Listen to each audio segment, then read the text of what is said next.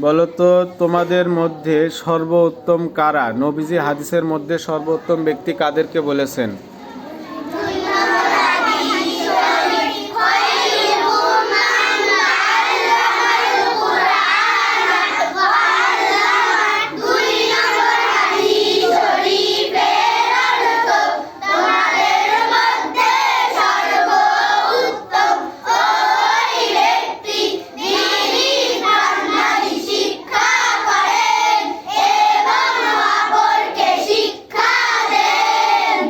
তাহলে সর্বোত্তম ব্যক্তি কারা?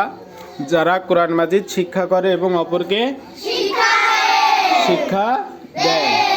তাহলে আমরা মাদ্রাসায় কি শিখছি? এখন কোরআন শরীফ শিখছি। কি শিখছি? তোমরা কোরআন শরীফ শিখছো এবং আমরা কোরআন শরীফ শিক্ষা দিচ্ছি, তাই না? তাহলে হাদিসের ভাষ্য অনুযায়ী বোঝা যায় যে দুনিয়ার মধ্যে এখন সর্বোত্তম ব্যক্তি কারা? যারা ইলমে দ্বীন শিক্ষা করে। যারা কি করে?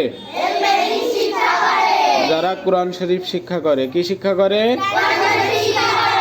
এবং অপরকে আমরা এখন শিখছি, বড় হয়ে অন্যদেরকে শেখাবো, তাই না?